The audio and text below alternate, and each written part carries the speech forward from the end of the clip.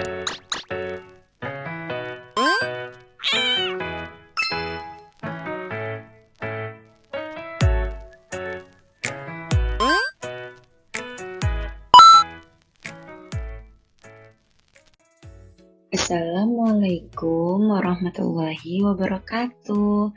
Perkenalkan, nama saya Kurnia dengan NIM 11221043. Di sini saya akan membuat video untuk memenuhi tugas mata kuliah manajemen sektor publik di mana dengan dosen pengampu Ibu Widya Stuti Eskom MAK. Sini saya akan membuat video mengenai APBN dan APBD pada negara Indonesia dan pada Kota Bekasi. Nah, sebelum masuk ke materi kita, sebelumnya aku mau tanya nih, apa sih yang terlintas di kepala kalian kalau kalian ini membaca kata uang?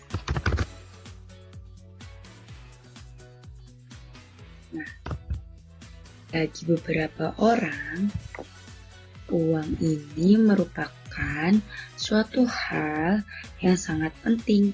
Bayangkan saja jika kita membeli sesuatu tapi kita nggak ada uang. Nah, apa yang kita rasain?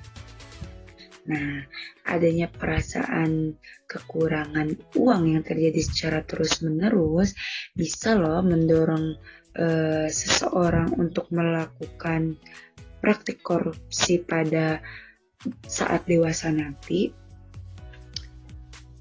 Wah, kalau kayak gitu kenapa ya? Kok bisa gitu ya?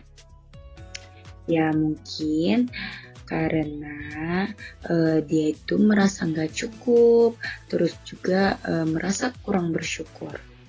Lebih parahnya lagi nih ya, kalau nanti orang tersebut itu duduk di suatu jabatan.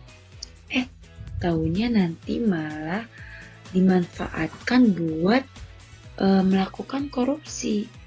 Nah, kalian tentu tahu kan, ada kasus di mana mengenai kasus korupsi yang mencakup menghebohkan terkait penyaluran dana bantuan sosial yang dilakukan oleh Menteri Sosial.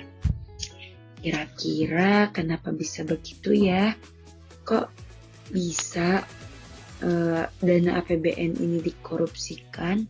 Kenapa bisa terjadi hal tersebut? Emang apa sih APBN itu? Dan apa sih fungsi dan tujuan APBN ini untuk apa? Nah, mari di sini saya akan menjelaskan mengenai APBN. Nah, selain menjelaskan APBN, di sini juga saya akan menjelaskan mengenai APBD.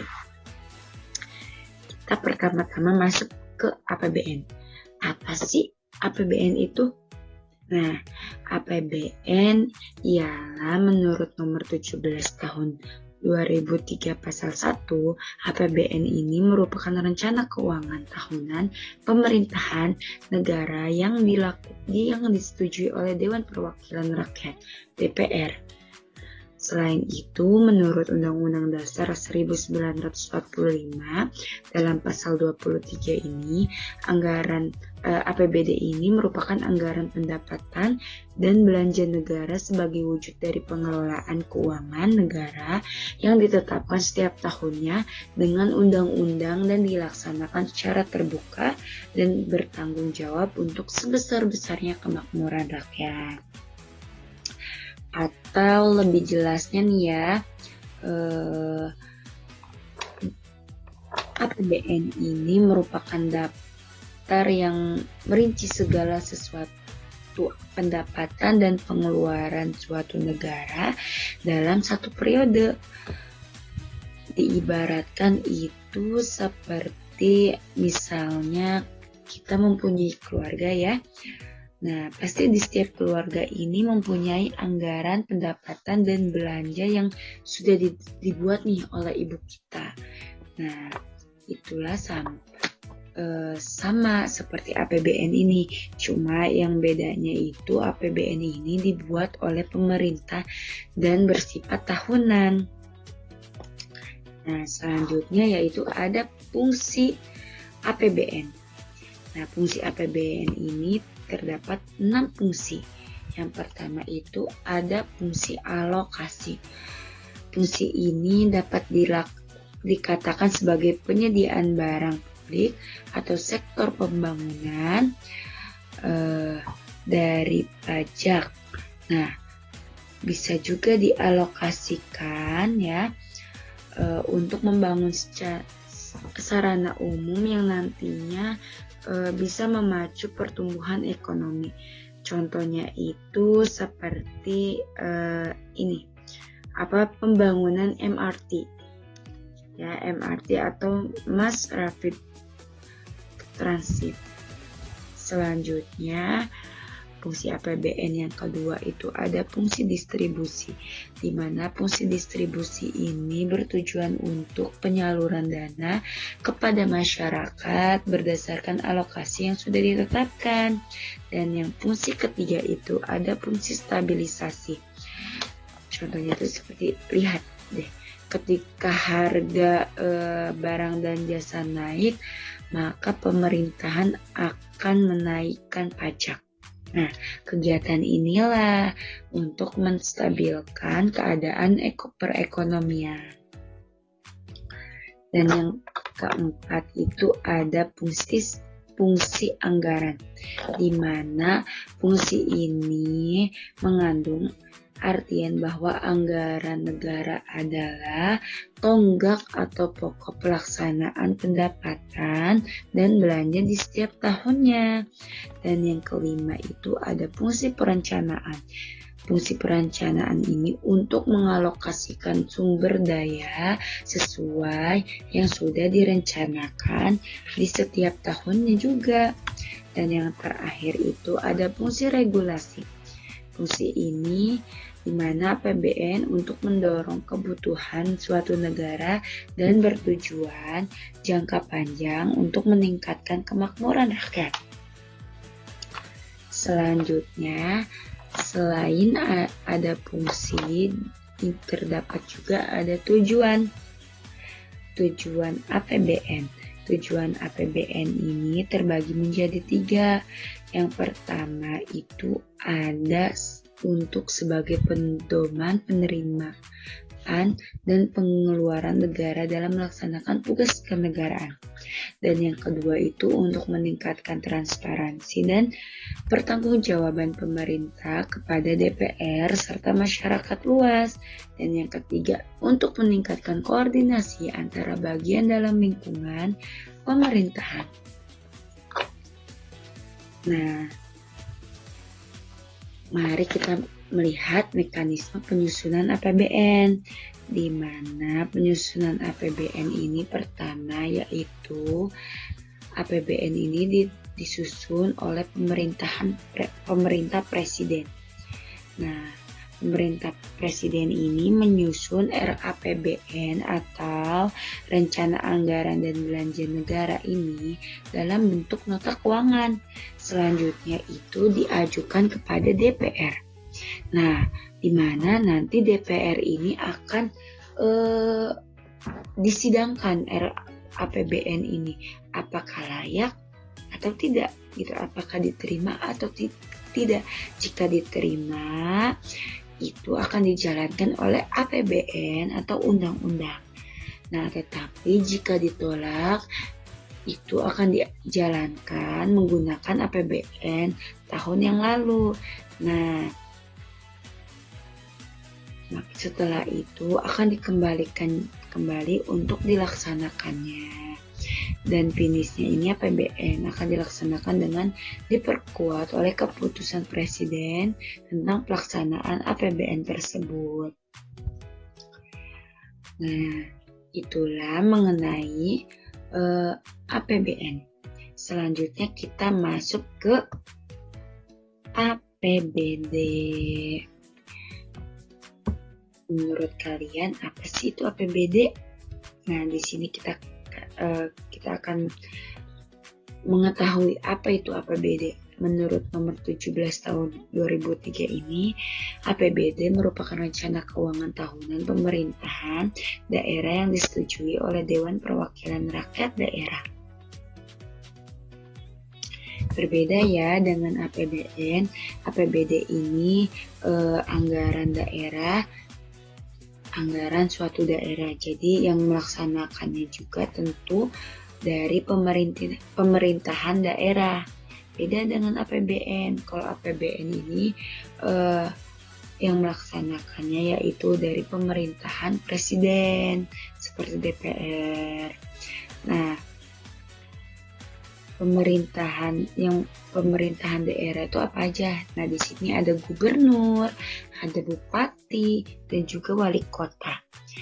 Nah, yang kemudian juga itu harus yang disetujui oleh DPRD.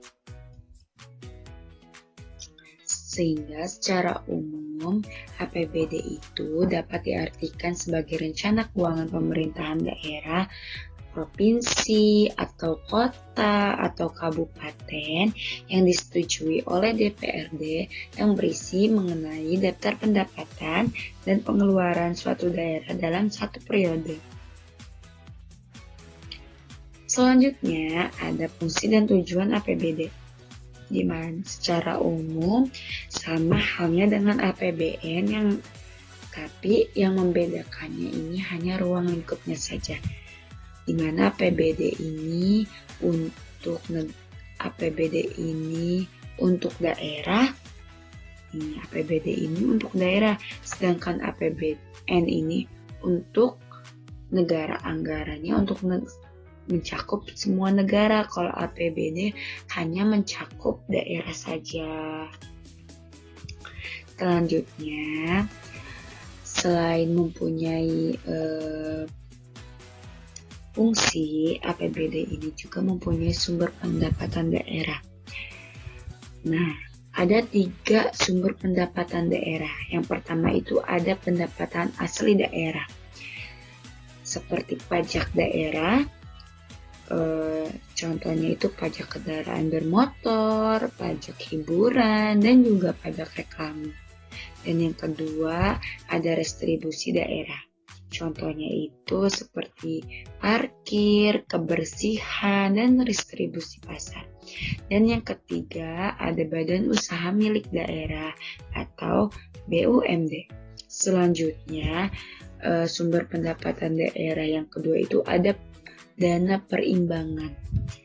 Dana perimbangan ini mencakup seperti bagi hasil pajak, ya, dimana contohnya itu seperti PPh dan PBB. Dan yang kedua ada dana alokasi umum dan dana alokasi khusus, yang contohnya itu seperti pendidikan, kesehatan, dan lainnya. Nah, APBD juga yang ketiga, sumber pendapatan daerah yang ketiga itu ada penerimaan lain yang sah. Contohnya seperti pinjaman daerah, hibah, dan dana darurat. Next, selanjutnya itu ada jenis pengeluaran daerah. Nah, jenis pengeluaran daerah ini dibedakan menjadi 2. Ada belanja langsung dan ada belanja tidak langsung. Nah, belanja langsung itu maksudnya ini belanja yang memiliki kegiatan langsung dengan program kerja dan kegiatan daerah. Contohnya ini kayak belanja pegawai yang berupa upah pegawai, seperti kontrak pelatihan dan juga kursus pegawai. Kemudian ada juga belanja barang dan jasa seperti seragam PNS dan belanja modal berupa infrastruktur negara, infrastruktur daerah. Nah, selanjutnya itu ada belanja tidak langsung, di mana belanja tidak langsung ini merupakan belanja yang tidak memiliki kaitannya langsung dengan program kerja dan kegiatannya. Contohnya itu seperti belanja pegawai, biasanya juga berupa gaji pegawai, gaji, ada belanja gaji, terus juga ada belanja bunga.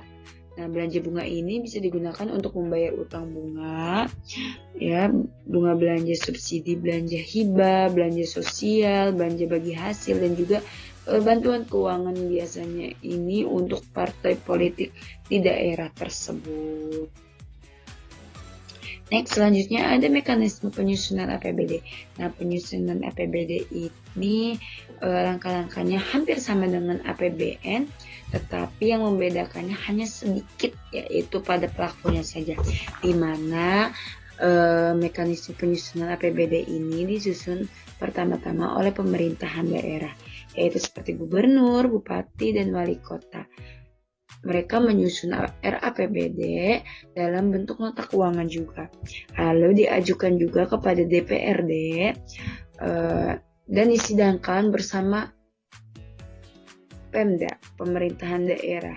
Nah, setelah disidangkan nih RAPBD ini, lalu bisa diterima. Jika diterima itu akan dijalankan oleh APBD atau Perda.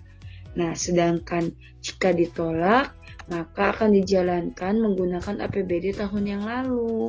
Nah, setelah itu dikembalikan kembalilah ke pemerintah daerah untuk dilaksanakannya. Nah, APBN ini di sini saya mempunyai anggaran pendapatan dan belanja negara tahun 2024. Mari saya mempunyai video ya. Mari kita lihat bersama-sama video tersebut. Sebentar. Nah, dengan risiko ketidakpastian ekonomi global yang semakin tinggi, serta berbagai tantangan dan kendala pembangunan yang masih harus dihadapi, pemerintah bersama DPR menunjukkan komitmen kuat untuk mengoptimalkan APBN tahun 2024. APBN diharapkan menjadi instrumen yang responsif terhadap dinamika ekonomi, menjawab tantangan, dan mendukung agenda pembangunan nasional. APBN diarahkan untuk berperan optimal sebagai shock absorber, yaitu melindungi rakyat dan menstabilkan ekonomi dari guncangan global, agen pembangunan dengan mempercepat transformasi ekonomi, serta instrumen kesejahteraan untuk mewujudkan kesejahteraan rakyat. Oleh karenanya, arsitektur APBN 2024 diarahkan untuk mempercepat transformasi ekonomi yang inklusif dan berkelanjutan. Transformasi ekonomi ini adalah strategi untuk meningkatkan produktivitas, inovasi, dan nilai tambah di dalam mendorong pertumbuhan ekonomi secara lebih merata. Untuk mewujudkannya, strategi jangka pendek pemerintah mencakup penghapusan kemiskinan ekstrim, penurunan stunting, pengendalian inflasi, dan peningkatan investasi. Sementara itu, strategi jangka menengah melibatkan peningkatan kualitas sumber daya manusia, percepatan pembangunan infrastruktur, perbaikan kelembagaan dan penyederhanaan regulasi, peningkatan nilai tambah sumber daya alam, serta pengembangan ekonomi berkelanjutan. Dengan mempertimbangkan dinamika perekonomian, APBN 2024 didasari oleh asumsi dasar ekonomi makro atau ADEM dengan pertumbuhan ekonomi sebesar 5,2%, inflasi yang terkendali sebesar 2,8%, nilai tukar rupiah sebesar Rp15.000 per US dollar, suku bunga SBN 10 tahun sebesar 6,7%, harga minyak mentah sebesar 82 US dollar per barel, lifting minyak sebesar 635.000 barel per hari, serta lifting gas sebesar 1.033.000 barel setara minyak per hari. Optimalisasi pendapatan negara dilakukan dengan menjaga iklim investasi dan kelestarian lingkungan. Pendapatan negara diperkirakan mencapai Rp2.802,3 triliun, terdiri dari penerimaan perpajakan Rp2.309,9 triliun, PNBP Rp492 triliun, dan hibah Rp0,4 triliun. Pemerintah juga terus berupaya meningkatkan efisiensi dan efektivitas belanja negara yang dianggarkan sebesar Rp3.325,1 triliun, dengan rincian belanja pemerintah pusat Rp2.467,5 triliun, dan transfer ke daerah 857,6 triliun rupiah. Selain itu, pemerintah mendorong pembiayaan inovatif, prudent, dan berkelanjutan dengan defisit anggaran 2,29% PDB atau 522,8 triliun rupiah. APBN 2024 mempunyai 6 anggaran prioritas untuk mendukung transformasi ekonomi. Pertama, anggaran pendidikan sebesar 665 triliun rupiah untuk meningkatkan sumber daya manusia berkualitas dan berdaya saing. Kedua, anggaran kesehatan sebesar 187,5 triliun rupiah untuk akselerasi penurunan stunting dan melanjutkan transformasi sistem kesehatan. Ketiga, anggaran perlindungan sosial atau Perlinsos sebesar 496,8 triliun rupiah untuk mempercepat penurunan kemiskinan, meningkatkan kesejahteraan, dan pembangunan SDM jangka panjang. Keempat, anggaran infrastruktur sebesar 423,4 triliun rupiah untuk mendukung pengembangan ekonomi dan pelayanan dasar. Kelima, anggaran ketahanan pangan sebesar 114,3 triliun rupiah diarahkan untuk peningkatan ketersediaan, akses, dan stabilisasi harga pangan. Keenam, anggaran hukum dan pertahanan keamanan sebesar 331,9 triliun rupiah untuk pengadaan dan perawatan alutsista hingga dukungan pengamanan pemilu 2024. Dengan pengelolaan fiskal yang kuat dan efektif, sasaran dan indikator pembangunan yang diharapkan dapat dicapai pada APBN 2024 yaitu tingkat kemiskinan pada rentang 6,5% hingga 7,5%, kemiskinan ekstrim pada kisaran 0 hingga 1%, tingkat pengangguran terbuka pada kisaran 5% hingga 5,7%, rasio Gini pada rentang 0,374 hingga 0,377, indeks pembangunan manusia pada 73,99 hingga 74,02, nilai tukar petani pada 105 hingga 108, dan nilai tukar nelayan pada 107 hingga 110. APBN 2024 mempercepat transformasi ekonomi yang inklusif dan berkelanjutan.